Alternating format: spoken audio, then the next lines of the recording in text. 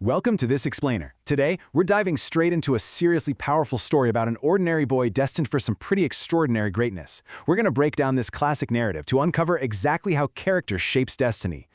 We'll see why the hidden lessons in this fable resonate so deeply with how we view true leadership even today. Let's get right into it.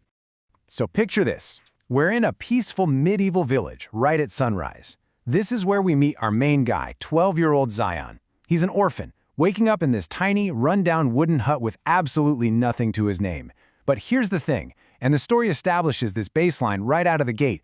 Despite his grinding poverty, the kid always has a smile on his face. And that really brings us to the emotional core of our whole story. As Zayan is caring for his sick grandmother, she gives him this profoundly simple piece of advice. Kindness and honesty will always guide you. It sounds basic, right? But as we unpack this narrative, you're going to see that this exact phrase becomes the ultimate anchor for literally every single decision this young boy makes. But hey, before he can go changing the world, he's got to get through his morning. His daily routine is just relentless. We're talking sweeping the floor, fetching heavy buckets of water from the river, prepping breakfast, and hiking deep into the forest to collect firewood. But doing all these mundane, grinding chores with such a positive spirit, that builds a massive foundation of resilience. And it's actually out there in those woods that his life takes a dramatic turn, when he suddenly hears someone crying out. Hiding behind a bush, Zayan discovers a wounded old traveler. And I want you to notice the really sharp contrast in this interaction. Zayan selflessly hands over his only loaf of bread and his water to a complete stranger, no hesitation. In return, the traveler thanks him and just secretly smiles. Because what Zayan totally doesn't realize is that he just gave his breakfast to the king, who is traveling in disguise to test the true hearts of his people. Meanwhile, as the king heads back to the palace, keeping this boy's kindness in the back of his mind, the harsh reality of political power is playing out in the capital. A highly ambitious and frankly sinister minister is actively scheming to snatch the throne all for himself. This greedy antagonist executes a brutally methodical plan to create total chaos. Step 1, he steals the royal crown. Step 2, to cover his own tracks, he maliciously frames the innocent villagers. And Step 3, he orders the royal soldiers to go arrest them. I mean, it's your classic textbook abuse of unchecked power, right? Throwing the helpless under the bus just to hide his own crimes. And right here, we see a totally fascinating collision of character. While the soldiers are rounding up innocent people, Zayan bravely steps right up to the front to defend his neighbors. The minister? He just laughs at this helpless orphan. But there's a secret dynamic at play. The disguised king is quietly watching Zayan's incredible bravery unfold, taking some serious mental notes. Which brings us to a really pivotal question for our whole narrative. With the innocent locked away and the local authorities acting completely corrupt, who on earth is left to uncover the truth? Well, having absolutely no one else to turn to, this 12-year-old kid decides to just take the investigation into his own hands. Zayan practically turns into a full-on medieval detective here. He spots these strange horse tracks leading away from the village, so he quietly follows them under the cover of night, all the way to an abandoned fort, and peeks inside. Bam! He discovers the evil minister hiding the stolen crown. He's got his proof.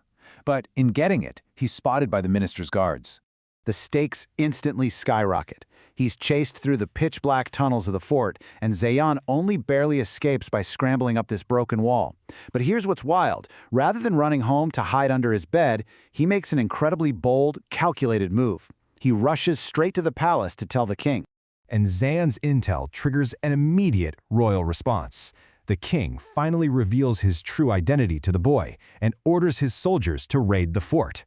In swift succession, the stolen crown is recovered, the corrupt minister is arrested for treason, and all those innocent villagers are finally freed. Following this massive victory, the king publicly honors Zayan right in front of a cheering crowd.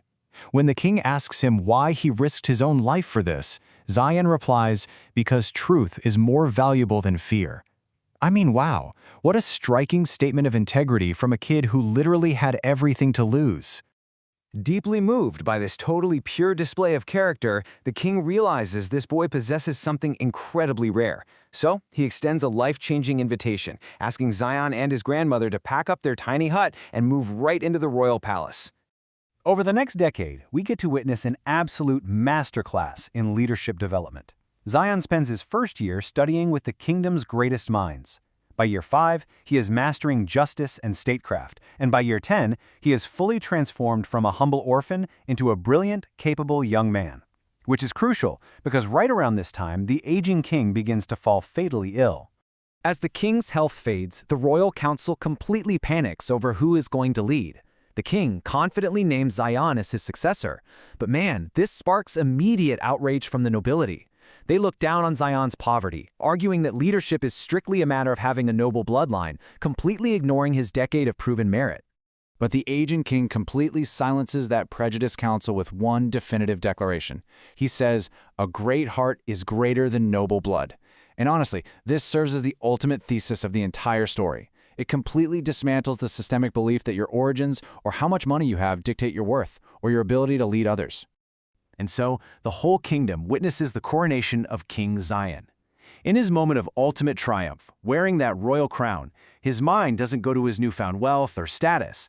Instead, he remembers his grandmother's words back in that tiny wooden hut, silently promising to rule with the exact same kindness and honesty that got him there in the first place. As everyone celebrates this new era, the overarching lesson becomes crystal clear for all of us.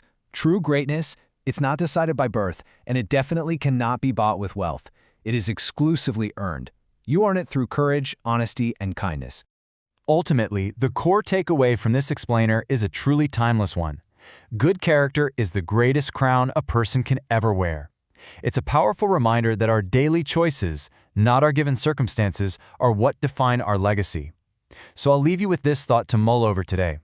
In the everyday decisions you make, how are you polishing your own crown of character?